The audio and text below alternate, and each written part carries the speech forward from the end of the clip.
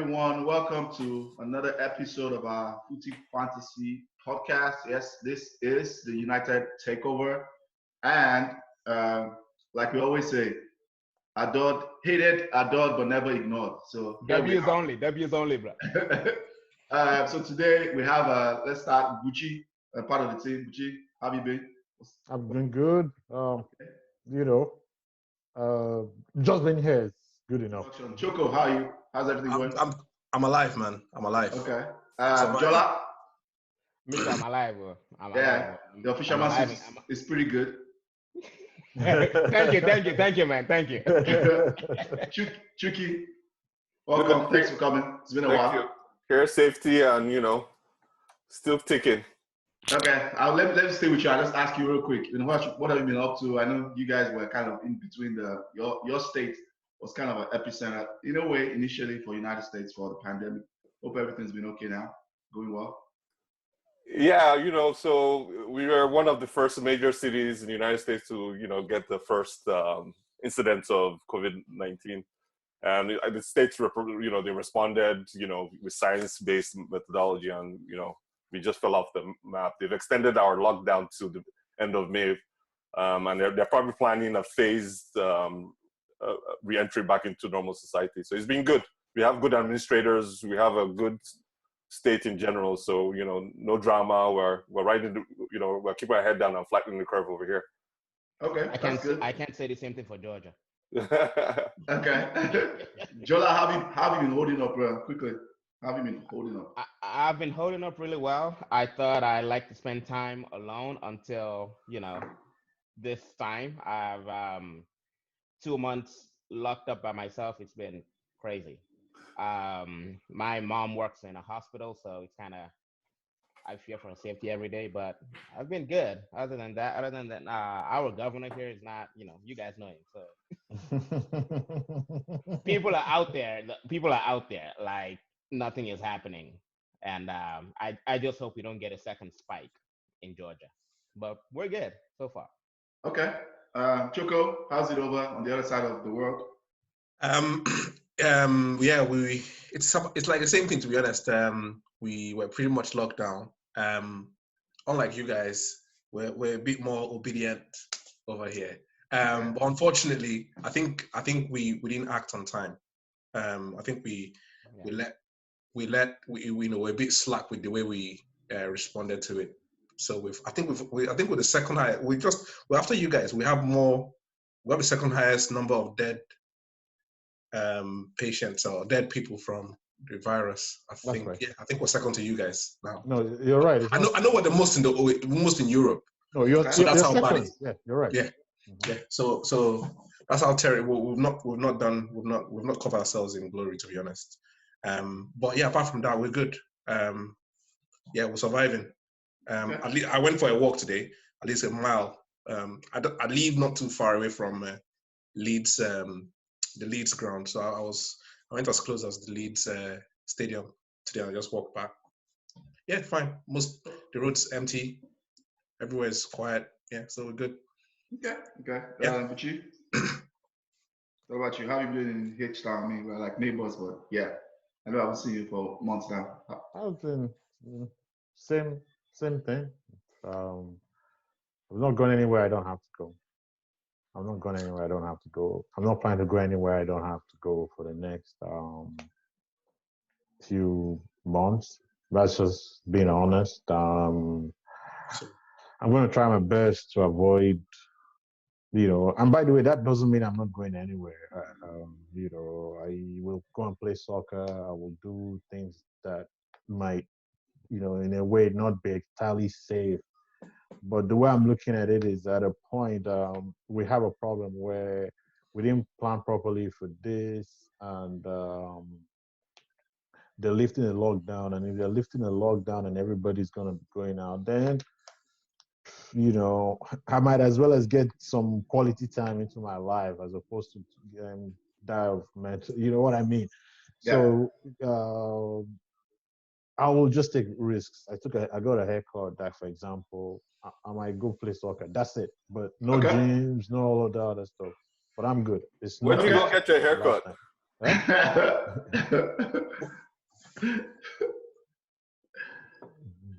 do you say, Who cut your Chuck? hair? Who cut your hair?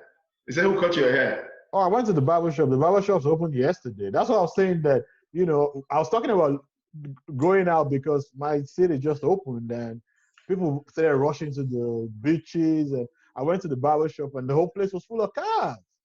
There's a salon that was full. So I realized, okay, look, since we're all going crazy, I'm going to go a little crazy, but I'm not going to go as crazy as everyone else.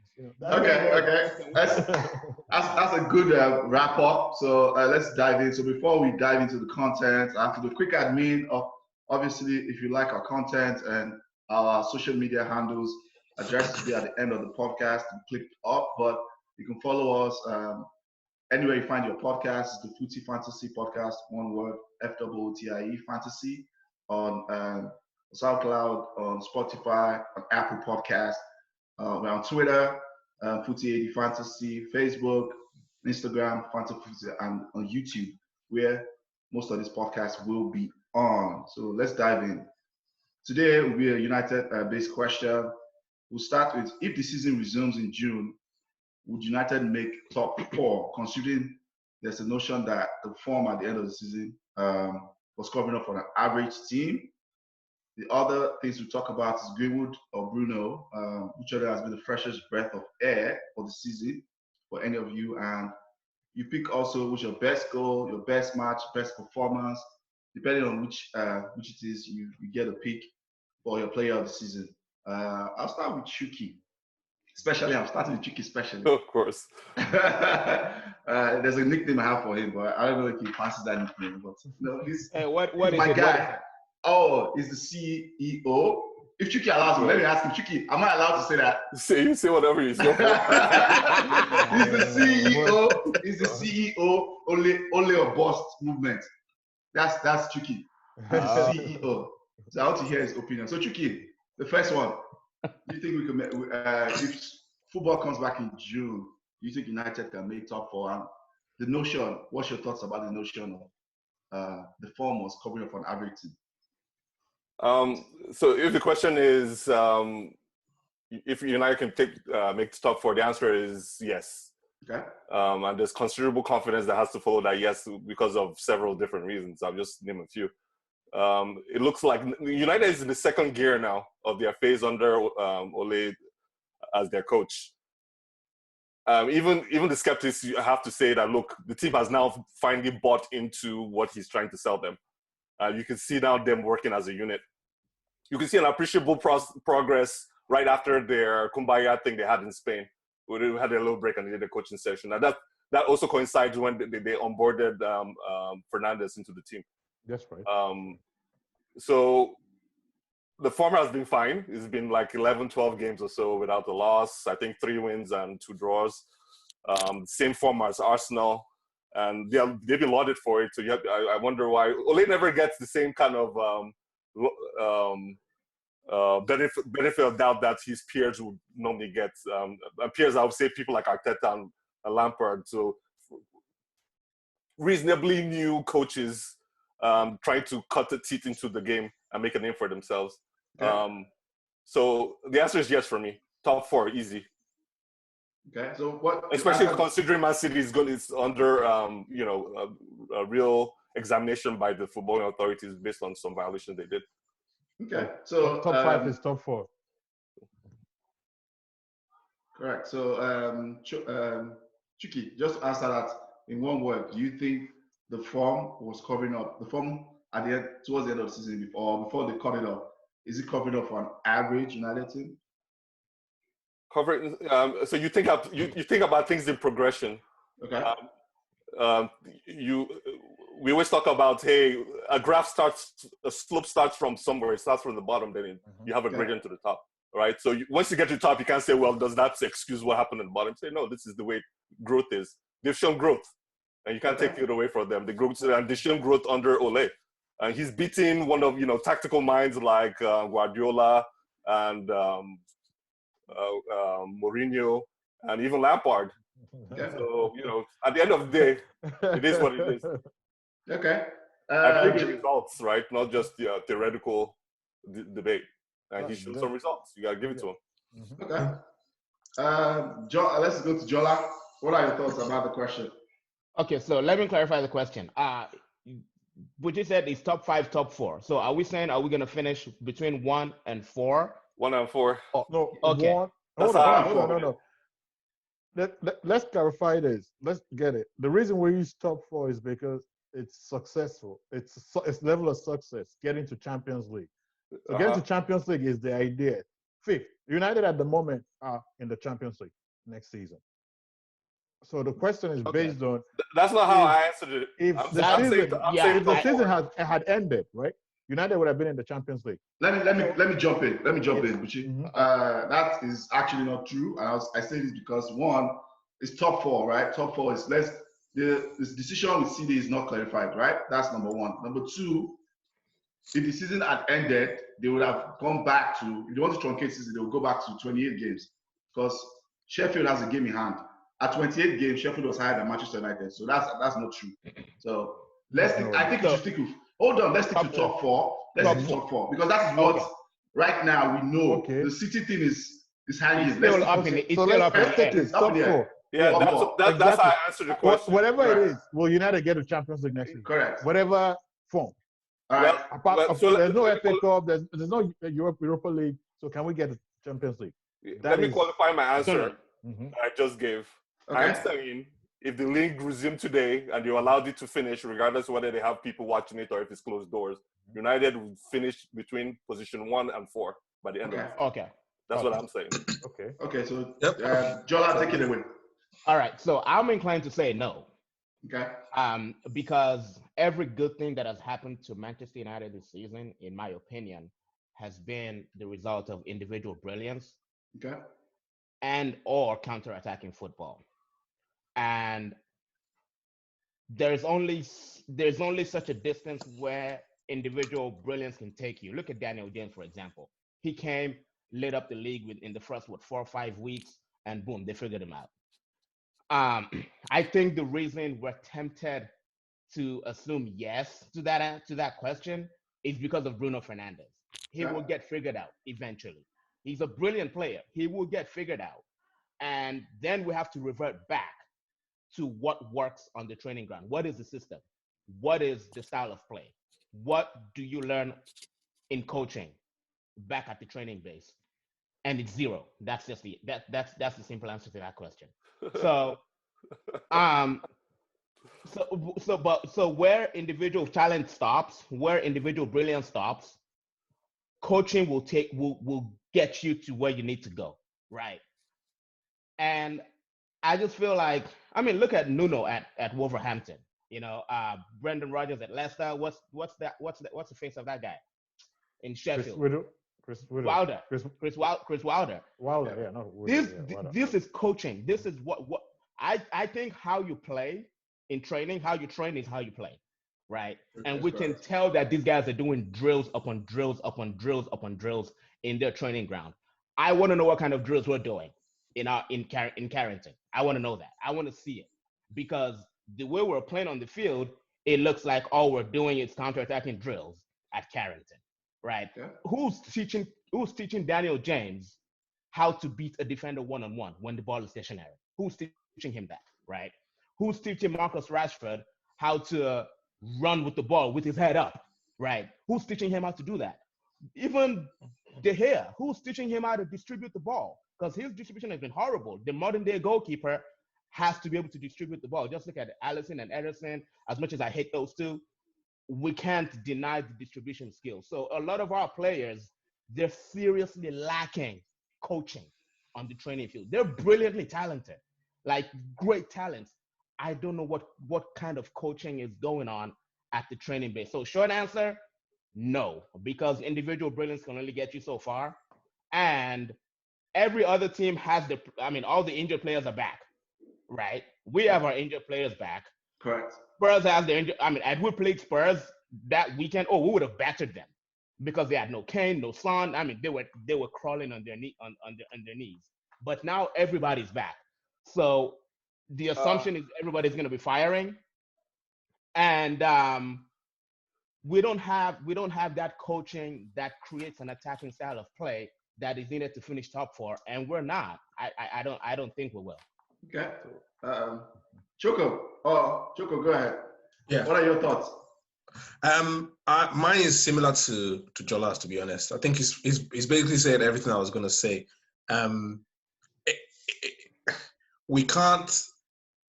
I think one of the reasons why people are so confident of us going forward, like he's mentioned, is because of Bruno Fernandez. And once he's figured out what then happens, our attack becomes blunt. Yeah. Once you figure out Bruno Fernandez, because he's the one. And if you notice, the team, to show you how bad the team is, and I'm sure you guys have all noticed, when you watch our games with Bruno Fernandez, he's always directing players. He's telling players to make the runs. Correct. He shouldn't have to be doing that. I mean, you should do it. You could do it once, in a while or stuff like that. But a team that is well coached on making runs, players that are well coached on making runs, on how to overload when attacking, how to overload one side and draw players out and create space and all of that. A team that has been well grilled in that, you would see.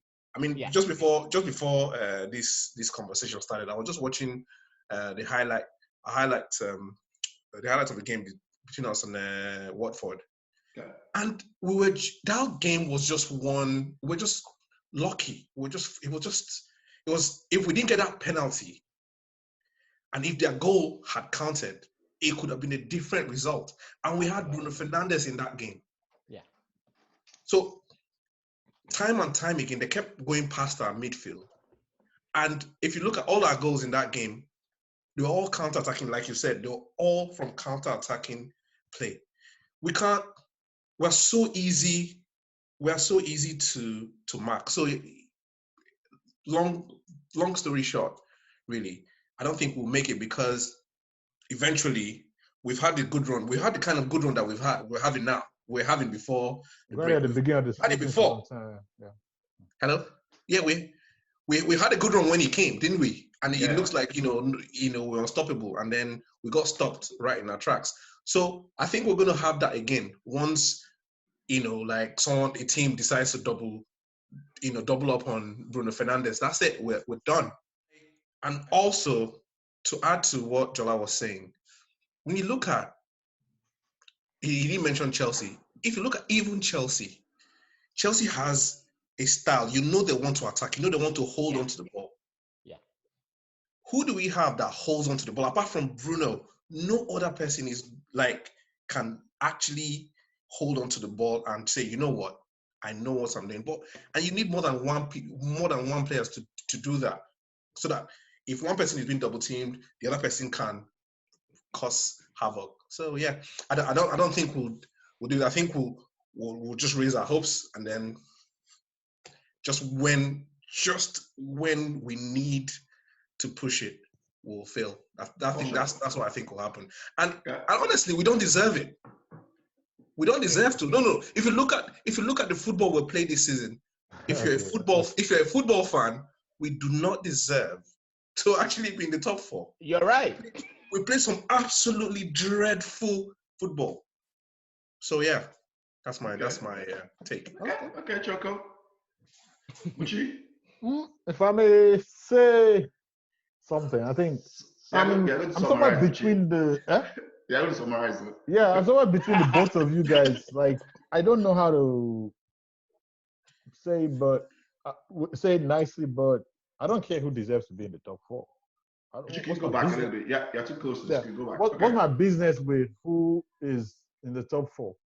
Why, who deserves to be in the top four? What's that my business? Like, I don't care if we deserve to be in the top four or not. If we get there, we get there. If we don't, I mean, we've had league titles stolen from us that we deserve to win. We've had titles stolen. So in football, it's not about what you deserve; it's about what you get. Exactly. At the moment, it's what you get. A smash and grab is as good as a 3-0 win. That's where I agree with the results thing. It's a results business. Yes. But then at the same time, results have to be built upon.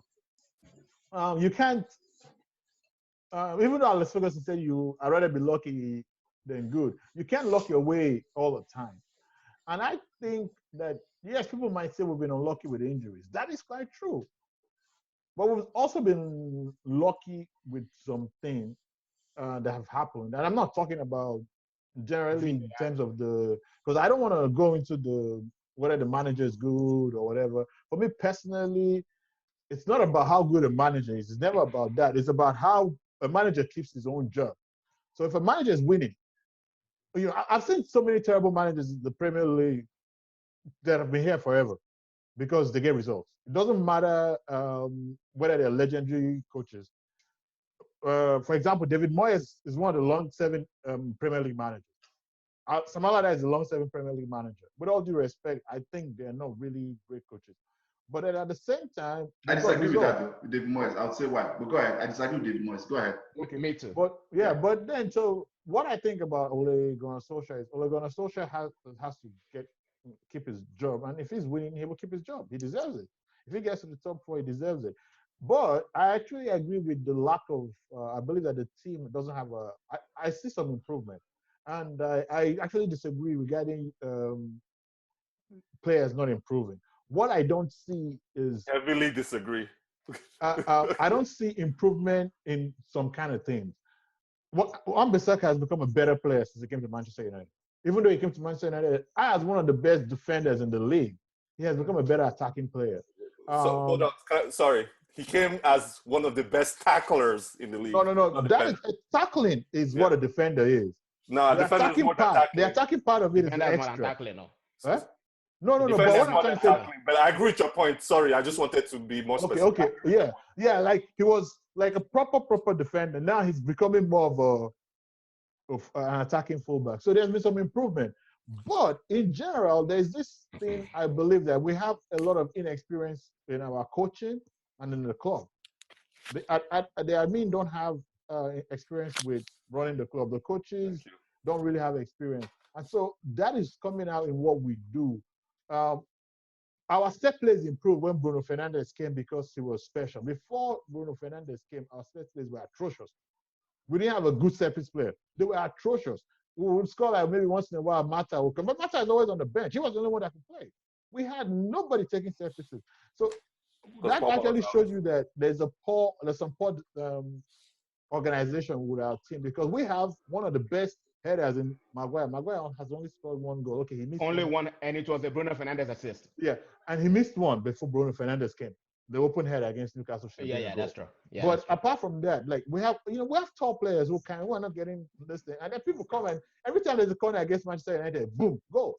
It's weird. So those are the things that show you that there are problems. But I think that things can be improved. And regarding making top 4, from now to the end of the season, everybody's talking about everybody's getting players back. You're just tossing dice in the air.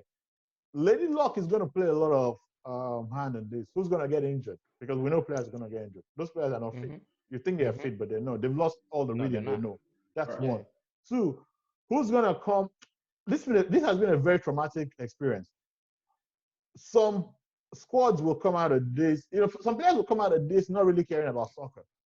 You know what I mean? It might be hard to motivate some teams. So let me supplement with something that just came out today, just to show you what a leader. Ole. And that's why I like Ole, by the way. He's a leader. Like, the kind of leader I would like to have, to follow. He says today that he's not going to force anyone to come back to training or even to the club because they might have some mental issues about COVID-19, right? That it could be some PTSD about the experiences or the fear of contracting this very transmissible disease. What coach? This is a coach from one of the topmost sporting brands in the world coming out up front and saying this. That's leadership. Yeah, he's not the only one that said it. He's not the only one that said it, though. But hold on, guys. Chuky, nobody's disputing. I think Ole is a fantastic leader. Yeah, I think he's a good man manager. I think he's a great man manager. In fact, I would almost compare him with Alex Ferguson in that regard. Alex Ferguson was a fantastic man manager. Yeah. That's different from coach. That's different from what a coach is. But most of your points are invalid, though, right? Hold on, though. I'm I can run through them. Hold on, bro. But my thing is, I love Oli as a leader. I think when you have a leader, you need to have somebody who coaches on the training ground as well. Ferguson had that with what's that? Brian He had King. Carlos That's why we Queiroz. have first team coaches. Oli doesn't, with all due respect, Michael Carrick is not a coach. I'm sorry. I don't think What's Michael his face? Carrick and Mike Phelan. that's Mike what I Phelan feel and too. I agree. These people are not coaches. Okay, this is just confirmation bias by people. Look, This is my hand. This is my hand. Okay. Let Buchi finish his points. Yeah. oh, I thought I'll Buchi had finish. finished. Okay. No, you guys are taking over my point. Buchi bro. will finish. okay, Buchi, sorry. yeah. So Sorry, go wrap. ahead, Buchi. Let Quick me wrap up recap. quickly. What I'm trying to say is Are we that finishing top 4 or not? what I'm trying to say is that we could finish top 4 because And we could not. I believe I want to be positive and believe we're going to finish top 4. Okay. But it could go any way. I also feel that there are a lot of things to improve, but Correct. I'm not an all-out guy. You do not throw away the kid with the bathwater. You don't throw away the kid with the bathwater. There's a lot we can build on this. Okay. Unless we're getting a new Guardiola or getting a new club, we can still use Ole. We just need to put a lot of good backbone around him. Okay. Okay. So now can I say my point too now? Yeah. I'm going very quick. Everybody has said good points for sure. Do I think we'll finish top 4? I think just like Buchi has said, it depends on so many issues, on so many things. Depends on the form of Chelsea. It depends on like injuries, reading, all of that. If I say based on what I've seen throughout the season, I think we'll just fall short just because, like I think Choko mentioned, other people are getting their players back, match reading, the fact that, everybody's not going to depend on who can get in quick match reading, who can grind out results. It's going to be like just coming out of preseason because their body's not used to start reading. So that is either here or there. If I could say, I think we'll just fall short and miss out. That's what I think. These are top 4 because I think Chelsea is kind of getting back into their match. The last 2-3 games for the break, they found they're kind of getting back into their match. The players are coming back. They were moving the ball back because they struggled Chelsea struggled for a bit between January, February. I think we'll just miss out. So do I think the team? I think the team is slightly above average, and I think when I look at Manchester United by design, I think there are 2 ways to look at this at teams, right? What are they doing by design, right? We can have a lot of possessions of games, but is that easy by design? Structurally, Manchester United by design is a counter-attacking team, right? Which it's okay, but the reality about it is 75% of the teams you are going to play, right, are not going to come and attack you. They'll sit back. Do what we are trying to do, sit back, and we now have to break them down with our structures. So I think structurally we have issues in creativity and how we try to break things down. Manager, now my take on the manager, because everybody knows what my take from the beginning, but does he deserve some praise? Absolutely. I think like Chuky was trying to say, there's a lot of confirmation bias, right? Ole. People who are pro Ole, like Chuky, uses, like he says, always tells me, uses positives sometimes and uses to exaggerate what he's done. And people who are don't like him at all, try to slaughter him for everything. Even some things that are not his fault. Yeah, that's true. So this is my take on him. I think he's a good manager. I don't think he's great. I don't think he's fantastic. I think that's excessive to say that because he has shown some bad management, in some cases, this is Ashley Young, for example, the Ashley Young issue, the issue with Pogba's injury, the way he phrased it. So yeah, so sure. There's also good man management, obviously. We don't know what you're talking about. Oh, hold up. Let me finish my point, Chuky. Let me finish my point. I let you talk when you talk, right? So, and he has shown good man management, obviously, to the beginning of the season when people just were throwing pelters at Pogba when they're trying to force him. He did well. And I think he has also managed some situations well, like Rashford. So that's one season he didn't do very well. He also gets credit. He gets credit for the bias, to be fair. I'm going to admit he gets credit. Initially, beginning of the season, I was like, but he gets credit. Wan-Bissaka has been excellent. If I have to go back, that's excellent. That's been an excellent buy. Maguire has been good to above average, in my opinion. He struggled beginning of the season. He deserves praise from Maguire. Maguire he found Hold on now. Can I listen? Okay, Let me land. Mm-hmm. I said he deserves praise for the buys, and I'm grading the buys in my own opinion. Let me land now. So Yeah. Maguire has been good to above average. At the beginning of the season, he was average. He was making key mistakes and errors, but it grew since from January onwards. That's why when we started switching to the back five, where he has more bodies around him, he became better, because he has a lot more bodies to tackle. So positionally, he could pick and choose where to go. He was winning headers, so he did well. Maguire became better as the season progressed, but he struggled beginning of the season. That's right. Daniel James has been bang average. Let's be honest. He started very well, but for bang average, it's okay. It's 15 million. Buchi, let me plan. No, I'm agreeing with you. I'm agreeing with you. I can't see about to talk. It's my opinion. I didn't speak to you. I'm agreeing with you. I'm saying he wasn't supposed to be for the first team. Yeah, so average. So what? Then Bruno, obviously. Bruno is excellent. I mean, we all know about Bruno. We were screaming for Bruno beginning of the season. They were looking like propaganda through the media, saying, "Oh, he doesn't feel the possession staff." They were coming there. They were coming there. Correct. But now, immediately injuries came, and the season was threatening. And I'll say this confidently because me and Choko were in the stadium. That our season was threatening to spiral. It was threatening. It was at the verge of spiraling out of control, and they were forced to buy. They were forced to go and get a player that should have got it. So Ole he's been good in some cases. He has also been below par in a lot of things. So regarding Ole, my stance hasn't changed until I see more results or more based on how the team plays. And my stance is quick interruption. Yeah. There's one thing all of us seem to have forgotten about this season, which is that? Between November and January, that was some of the darkest time for me as a Manchester United ever. That was some of the darkest time. That was a time when Manchester United fans threatened to burn the admin in the stadium. They sang about it. That's how bad things were. Between November and January, they even went to Woodward's house, right? Yeah, they went to Woodward's house. So let's not pretend that this season was so good. And at the same time, let's not pretend that. But it was really, there was some parts of it that I was really afraid. Correct. Yes. So the city was threatening to spiral out of control. So my stance with Ole doesn't change because this is my stance, and I say it with all confidence in the sense that his ceiling is clearly in sight. That is my opinion about Ole. It is clearly in sight. Ole's ceiling is clearly in sight until it changes. If it changes, I'm not a rigid human being. I will be the first person to put my hands up like, oh, you know what, I was wrong about this guy. Maybe I make.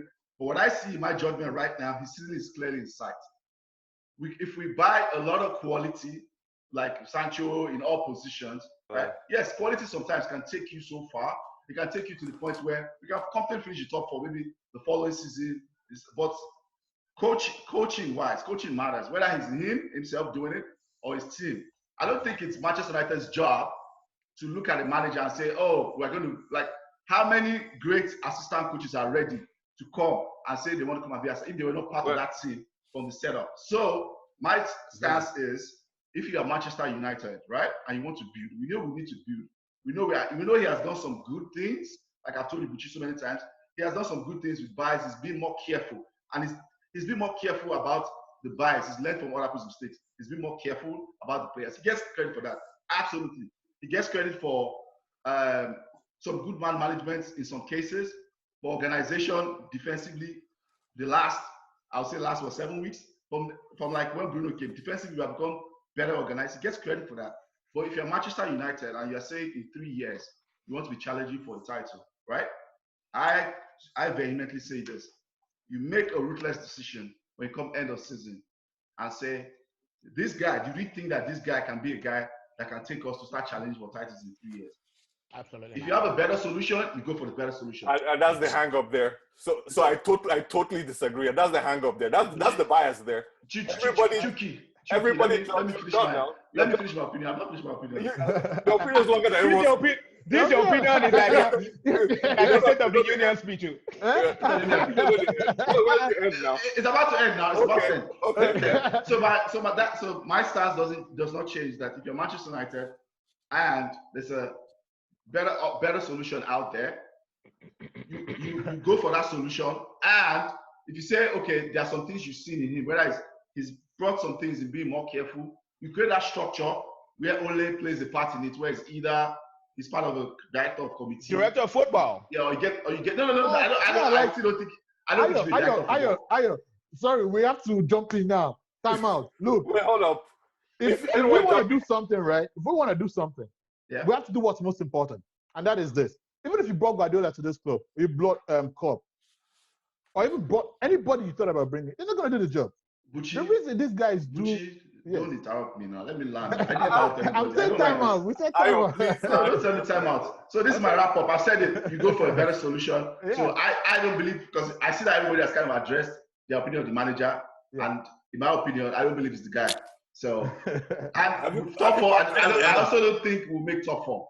That's my stance. Okay. You said your stance is that we're going to finish right outside top 4. Where? Fifth. Where? That is fifth. I think we're going to be. I think we could Where we are? It depends. Wait, what you say? Fifth or sixth. 5th or 6th. Okay. Correct. Okay, That's cool. below. You mean below Chelsea? Same here. I don't know who will finish fifth. It could be anybody. It could be Wolves could make a run, which I have no control over how other teams are going to play, right? I really don't. But I think we're going to fall. The table. I'm just using the table. Yeah, using the table now. I think we're going to fall short of Chelsea, because I think that top four is not going to change end of season. So what is your freshest breath of air? Buchi, let's start with you. Then we'll go this way based on my view. This season, Bruno or Greenwood? Bruno Fernandez has been, oh my God, like, it's been excellent. Greenwood has been, wow, like, wow. That little boy, and to think that boy is, I'm old enough to be his father. If I decided to marry when they were telling to get married that time, like my grandfather did, I would have maybe Green my son would be doing this. But I have to give it to Bruno Fernandez because we kind of expected Greenwood. We've been seeing Greenwood for years. He's been our boy. We've been seeing him. We saw him come up. But I must say that Greenwood. I have to say this about Greenwood. He's the best academic graduate I've seen at Manchester United since the year 2000. I have to go very far. Yeah, it's better than everybody that has come out of our academy at his age. Sure? At that age, yes. At academic graduate. Your opinion, right? Yeah, in my opinion, yes. Yeah. Ravel Morrison. Oh, hell. And I've seen, I think he's even better than Ravel Morrison. That's just how good I think he is. But Bruno Fernandez is the freshest bread I had this season as a Manchester United. Okay, Choko, what are your thoughts? Same. Bruno. If we didn't have Bruno, it would have been obviously Greenwood. But Bruno is the difference. I mean, you can see the confidence that he's like brought the team. There's banter. He's a leader. He's a natural leader already. He's and that's one of the things we lack. Especially with Pogba's absence. So he's brought that. So he's definitely the fresh air that we needed. And you also see him on the pitch as well, telling people to make the run, like I was saying earlier. Yeah. He tells the players to make the run. So on and off the pitch, he's the leader. So he yells at people. I like him. Yeah, he does. Right. He's passionate. He doesn't want to lose. Right. So I think that's another thing. I think the players we have now are just, they seem, I could be wrong, and this could be harsh. Sometimes it comes across that as though they're happy to just, they're young guys. Oh, it's just another loss. A lot of them, next game. It just seems so templated. Some of their reactions especially after we lose, it just seems like a template. All right, okay, this is a template for when we lose. Send. You see, young players have this idea that they have time to. Sometimes young players have the idea that they have time to catch up. Older players seem to be more business. Especially, older players that are real. So that's the thing. We have a very young team. And we can. You're right. What I'm saying that is, like, for example, like there's this thing that Maguire did, which people actually, just want to mention leadership, because there's this thing where Maguire said, that anybody that doesn't come to the team bonding meeting now is getting fined. Like, that kind of thing, that he started it when he became captain. I was like, wait, this wasn't there before? But it shows you that when these older guys that have been around come, they change things a bit. Yeah. Okay. So that's fine. That's good to hear. I'm only hearing that for the first time. But yeah, Bruno also adds that to what Maguire is doing, and I think that's what the boys need. They need to know that this is serious. This is not, you're not earning hundreds of thousands of pounds because you have a fine face. Take selfies and this is, exactly. This is serious business. So yeah, Bruno for me. Jola? So Greenwood has scored 13 goals this season. So Is it 12 or 13? I think it's 12 out of 14 in regular season, but then if overall it's 15. Like if you include friendlies, it's 12. dude is a gunman. Like he is. I don't even know what foot he uses. Left, right. We saw him take a penalty with his right foot. Dude is just killing goalkeepers left and right. But we have to slow down because he's a child. At the end of the day, he's 19, 18 years old. 18. And I've also noticed that he usually affects the game more when he comes on as a sub. Yeah. Whenever he starts, especially I think he started one game. Was it against Everton? He doesn't usually affect the game really well when he starts. That's the only bad thing I have to say about him so far this season. Other than that, it's been fantastic. But I think that's because he doesn't start as a striker when he starts. He starts on the right wing. When he comes on, he's just inside. That's a fair point. That's a good point. Yeah. But for me, I think Bruno is the bigger breath of fresh air, because really without him, it doesn't look like we can score as much. We might not even be happy without him. I'm actually looking forward. I'm looking forward to how Ole uses him and Pogba together, because I don't see how you don't play those two together. You have to. Correct. I just hope Ole has been spending this whole time thinking of how to bring those two together into the team. I mean, is he gonna play Pogba sitting with Fred in front of the back four, and Pogba playing pretty much a quarterback role with Bruno ahead of them? Or is he going to switch and put only one person to sit in front of the back four, put Pogba and Bruno ahead of the sitting midfielder? I would like to see that. And then, of course, when we're playing the big teams like Liverpool or whatever, then you can sit back and put the two pivots right in front of the back four. But he has to play those two together. I'll never forgive Ole if he doesn't play those two together. If he doesn't, it will be diamond. Yeah, he could play four midfielders. Play them in a diamond. Pogba has to decide whether he wants to be at United first. There are many things he could do, which is great. I think there are options now. You could play Diamond, play Matic, Fred, Pogba, Bruno, play Rashford and Marshall. Okay. Team. Yeah. But isn't Pogba gone anyway? He's gone. He's gone. Pogba is not going anywhere, bro. Nobody can afford him. Nobody can afford him, man. As a matter of fact, nobody can afford. Nobody can even pay salary. Thank God for that. Talking of what Jola said. People are looking for money to pay salaries, begging players to take pay cuts. You're talking of. Yeah. Okay. Chuky, what are your thoughts? So, I think first of all, the question is kind of biased anyway, because when you talk about breath of fresh air, you talk about newness, right? That's like a synonym. Greenwood is new, bro. Greenwood is new. So, Greenwood is new. Greenwood is the last season. It's a known quantity. We saw him coming. At least I saw him coming.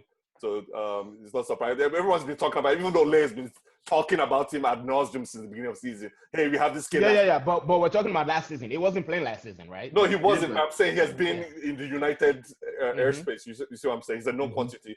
Ole spotted him fresh on when he got on. It's like, hey, we got this kid that's probably the cleanest finisher. So he's been talking about, so he's not kind of.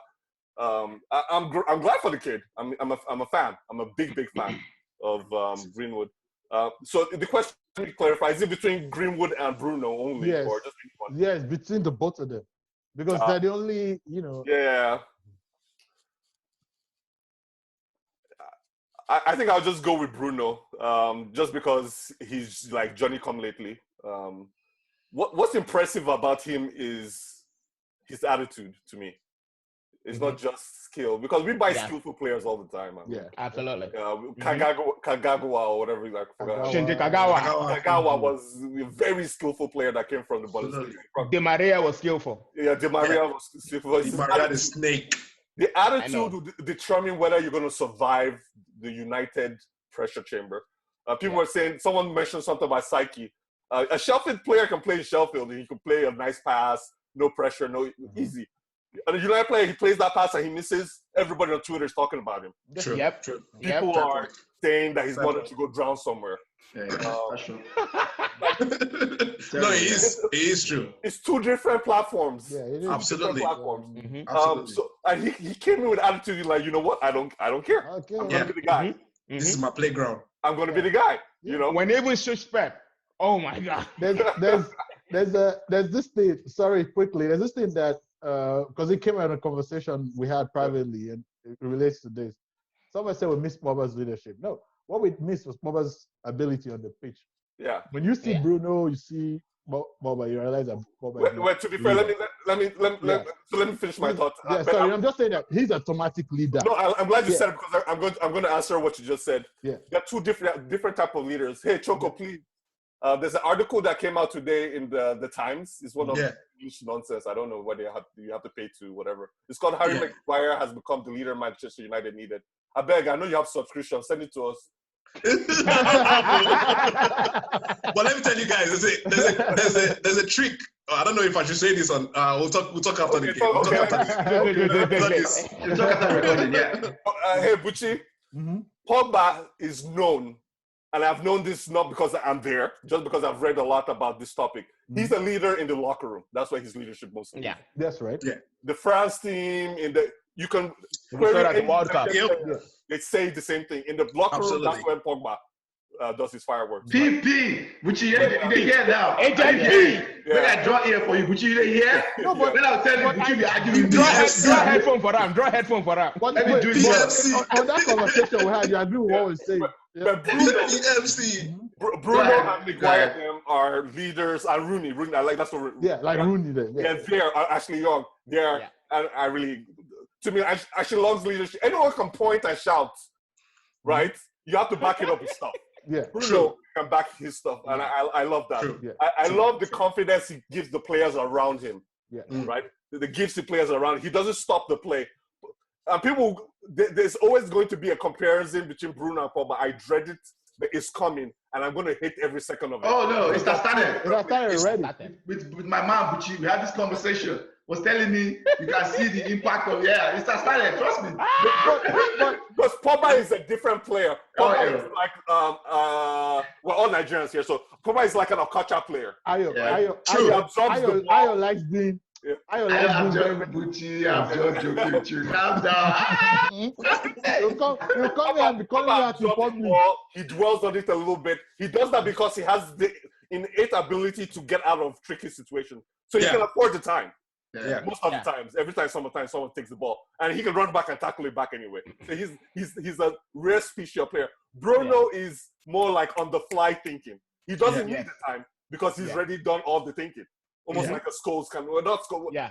That's another comparison I hate, but I'm not saying it's Scholes. But you guys get what I'm saying, right? Yeah. So my answer is Bruno. Okay. It's like Bruno has the picture before he receives the ball. Yes. Yeah, correct. So for me, I'm going to do something. Well, for me, Bruno, obviously, you guys have said everything. It's just all the shout out. I think the first time I heard of Bruno was last summer. Magovich on his channel, he was mentioned him, and I started watching him. This was when so much rumors, right? Last season, when there were all the rumors, and I started watching his, because I used to see him in Portugal team, but I never paid attention to him until Magovich talked about it. And I watched his sporting team. I was like, oh, that's when. We're on some groups together. Some of us here on some groups together, and I was screaming, we need this guy, we need this guy, we need this guy. Like, God, this guy is what we need we need this guy. This guy will change everything, So obviously, Bruno gets all the plaudits. I expected his performance. Obviously, he came in and he did well. He gave everybody confidence, So Bruno was kind of a known quantity for me. But for me, I had to go actually with Greenwood. And I say this because Greenwood's finishing, his movement in the box, his positioning is it looks like way above his years. The kind of decision he makes when he fakes a keeper, shoots his left or right, makes moves and the angle he puts it, but his placing and his precision. For me, it's Greenwood. And I said this, without trying to sound like, oh, I'm trying to criticize the manager or whatever. Greenwood coming to especially when beginning of the season, right? Because he was scoring goals even when things were very, very dysfunctional. For a young kid come to a very dysfunctional team, structurally, how they want to attack. And this guy was still getting his goals. Greenwood has scored 12 in 14. That is amazing, in my opinion. The point is important because the reason why we haven't had so many good youngsters come up, the Januzajs come up and fall, this will come up and fall, is because they don't have anything around them. This guy was supposed to actually Yeah. I think they were not managed properly, and that's why I give them Lakers. That's right. That's the part that Ole Gunnar Solskjaer gets credit for. That part. That's why I remember having this argument where I was going, Ole needs to play this guy because that was the time Rashford was in poor form. I have to hold my hand up and say this in public that I was really mad. I was going nuts in the private group, going, this guy said he's going to play kids, he's not playing kids, blah, blah. And this guy ignored, and he kept playing this kid 10 minutes, 15 minutes, 10 minutes. And then when the kid now really became, you know what I mean? Because guess what? If he had said it then, he would have just collapsed with the team. So yeah, I'm going to, let me finish my thought. I disagree with that, but I don't want to go into that because that's going to lead to more consideration. Yeah, I disagree with that, and that opinion. So back to Greenwood.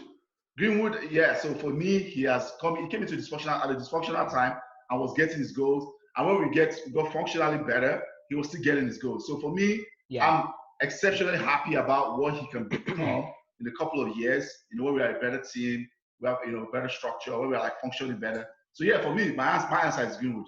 Because Bruno was kind of more of a known quantity for me. And I say that because he's already playing for Portugal national team. Yeah, I know it's a different league. But he was a captain. You said of him last year, though. He was a captain. Yeah, I know. Who? Like Bruno. Yes. Yeah, but that's what I'm saying. But it was a no quantity that I read about him. I saw what he was doing. This guy will play well, right? So I between him and Greenwood for me, because Greenwood, I'm looking like for the whole of the season, I did not expect Greenwood to come in like that and still be getting his goals, regardless of how everybody was playing. There were so many games.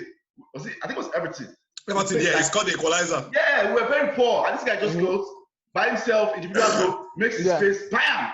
Like, damn, this kid is cold-blooded. He's clinical. He is. So for me, it's Greenwood. So the last question. Shout out to my Nigerian brother, Jude Igalo. He was also a breath of fresh air. Just to shout out to him because, he was really indeed a breath of fresh air, especially for us Nigerian fans. Yeah, true.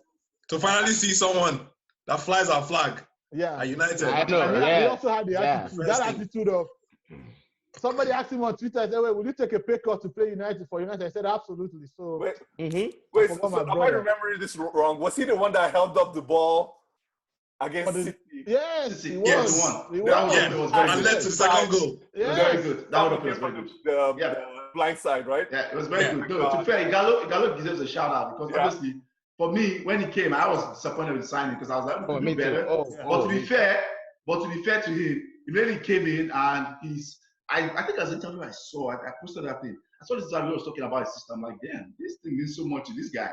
Like it makes so much to him. I'm like, wow, this is not one of those, He's actually a fan. Yeah, as a 5-year-old, it's not one of those who I say as a 5-year-old, as a fan, just say some. I'm not going to lie. Media thing. Like, even though I liked calling me CEO, blah blah blah. Yeah. I was very very curious about why they were going after the guy. Yeah, honestly. No, I remember, and because we had that conversation. Yeah, we had this discussion. I was like, why? I mean, because I thought it was so so an oddball move that I was wondering what were the undercurrents there. Correct. Same here. I just thought it was desperate. And I just checked, and it wasn't 6 months before then that Barcelona wanted him as well. So I said, okay, why is Manchester United and Barcelona going after this guy? So I looked into his stats, and that's all. It's really just stats. He looks good on paper. So any scouting team will say, hey, for a loan, because Barcelona weren't going to buy him. They wanted to loan him. Yes, he can come in and do a job. Exactly. And he has done a job. Give credit to him. So I agree. That's a good shout, Buchi. So let's go to the final segment and wrap up. I guess the final question was, what's your best is that goal, game, player of the season, or performance of the season? So take it away. But this has to be quick, in 30 seconds. So let's start with Chuky. Just one of them, right? Yeah, just one. Choose one. Okay. Okay, Choko, since you talk, just go ahead. What's your I thought Choko was going. Okay. Oh, sorry. Chuky and Choko. Yeah. Chuky, Choko, same difference. Same difference. Quick one. Again, Bruno is in the midst of it. Not his goal, but his I'm going for the goal, by the way. My favorite goal of the season so far. There was nothing spectacular about the goal itself. Okay. But what led to the goal? And that's the our first goal against Manchester City. Oh, yeah. Is it Martial's goal? Yeah. Sorry, Martial's goal. Okay. Not because the goal itself was spectacular, but because of what led to the goal. Can you hear me? Yeah, we can. So the goal itself, and that was a goal against Man City, that was assisted by Bruno. The free kick, when you just lobbed it over the line, and then Martial got there first. Now the goal itself is not spectacular, but the thinking that went into it, amazing for me. And that's what we're saying about Bruno. I don't want to go back to that, but yeah, I'm going with that. That's streetwiseness. That's streetwiseness. Yeah. Okay, but you say you are talking there. Yeah. I'm also going to go weirdly. I'm going to go for a game, and the game would be the Man City game. That derby win. Which one? The reason why I'm going for that was. Which one, though, Buchi? Is it the first or second one? Is it the first or second one? We beat them home and away. Yeah, I know. No, the second one. That's why I said the second league game. Yeah, the last game with the reason why that game actually was, if you remember, we're beating them twice already. Yeah. Right? And then we beat them. We played them in January. They beat us once. Then we beat them in the Carling Cup. And then we came to this game. To be very honest, I never believed we were going to win that game. They needed to win the game to keep the league title challenge up. We were, even though we're in form, whatever, Manchester United fans could not believe that we're going to beat these guys 3 times in a season. And then not only that, we went into that game and beat them.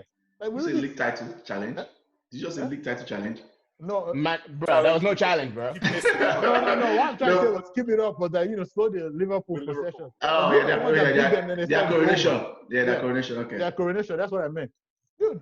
We practically put these guys on the ropes and kept punching them. It was like a boxing game, just jab. They move, boom, jab, boom. Like, I'm telling you, they look toothless. It was one of those moments where, like, if we can build on this, we might technically have grown a mental siege on Manchester City, because if they don't beat us the next game, they start wondering. So if we can, you know what I'm trying to say, because there was time. That is the moment that will come out of this season, because I have a feeling that next year, 2 years from now, we'll be talking about when the run against Man City started, and it was there. Okay. Who else? Jola, right? Yes, Jola's on top. Jola. Okay, I'm gonna go for the same game, but I'm gonna be a little more tactical in my analysis. Because I think that's the first time I remember Oli making a substitution that directly and meaningfully impacted this game, the outcome of the game. That's a good point. I say that because as much as I give Oli, I give him heat every chance I get. He showed, even though it was delayed, he showed some tactical genius in that game. Yeah. And we were all watching that game when we were calling for it. When he took out Antonio Martial in the 70-something minute. Yeah. I was hoping it would bring on Odion Ighalo. I was hoping for that. Why? Well, because City was attacking. Yeah. And we were holding Pepper. Yeah. With every wave of attack, we were barely surviving. And there was no outlet for the defense to rest. Right. There was nobody to hold up the play. There was nobody to keep Otamendi and what's that one's name? Fernandinho busy up front. And then he saw that, he brought in Odion Ighalo. What happened? Yeah, hold up play, back pass to Fred, boom. The rest is history. So I think that's my performance of the season, because Oli actually looked at the game. He saw something that was wrong, made a substitution, impacted the game. We won. Good night. Great game. Game management. That's true. That's good. In-game management. I agree with that. That was good substitution. Yeah. Chuky, what's yours? So what's the question? By the way, the other question about I wish you opened it up, because I would have said that, this guy right here. Oh, I'm going to say something. Yeah. So this question is like, is that what's your best goal or best performance or player of the season? Buchi, right? Am I right? Yeah. Those are the questions, whatever, even if it's goal, player of the season, moment of the season, performance, match of the season, whatever it is that you came out of the season with and said, this is it. Okay. So I think my best moment is something I already said before, and I kind of tipped the hat when I asked the question, was at the throes of the game when we were just brushing City anyhow, right? I don't think we're surviving. We had like people like our backline our defense was just soaking them and just putting the ball back in. They weren't going to do nothing. Is when Igalo got the ball and held up his player. He passed it to the right side, and City kind of drew through the ball, and the ball came across to the left side, all the way across the left side, and McTominay put one in. And the passion the boys showed after that was just, it was almost validation of where they were as a very young team, one of the youngest in the league, and where they were trying to go. I think that whole movement encapsulated the journey United had made. And this was against, one of the highest tactical minds in the game, Guardiola. Champion, yeah. Yeah.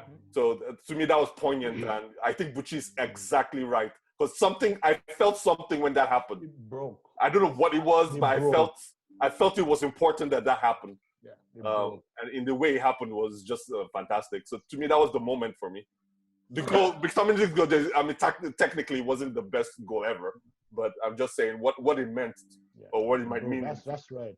Because actually, that's when I feel that moment too. Because I remember watching that game, and I was watching it, and I ran outside. I'm coming late for the podcast.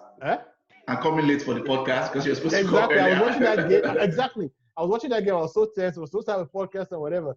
And then I took extra moment I virtually just found myself kneeling down, and because you could see that City did not want to lose. They were trying whatever they could, but they couldn't do anything. They were toothless. Even though we were sitting back, they were not really, they were getting half chances. Yeah. And this wasn't a game of these guys were not motivated. No, City players did not want to lose. They were outperformed. They were, it was, so I felt like it could have been, it's that thing that might end up happening where that time we used to play Liverpool and whatever, then whatever happens, whatever form we're in the league, we just run into Liverpool and lose. That's what these guys are about to get. Because these young boys are not going to let them go for a long time. That's what I believe. Good point. I think I'm the person left. For me, I'm going to bias. I'm going to pick two. Because I can. Because I can. As the NF chairman that Buchi called me, right? Yeah. For me, the first one is the free kick. Typical African dictator. Yeah. My first moment is Rashford's free kick, for sure, against Chelsea. That was a game that was kind of spiraling out of control. We played well. I'm surprised you picked that one, though. Say what? I'm surprised you picked that one, though, but that's okay. Lampard FC. It's all good.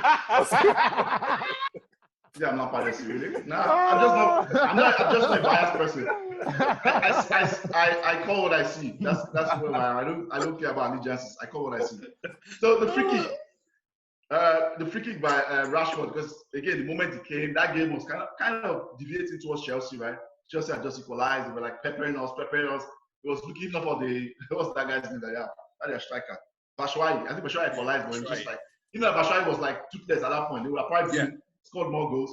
But then we were just on the ropes and we had that free kick and Rashford, man, the way that free kick went, it was like a projectile, right? That's what we call a projectile. That was a good free kick. I was like, what?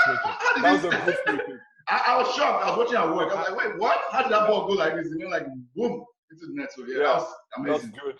That had Ronaldo vibes. Yeah. Absolutely. Portsmouth. Yeah, I had Ronaldo vibes. So that. Against Portsmouth. So the other one is my man.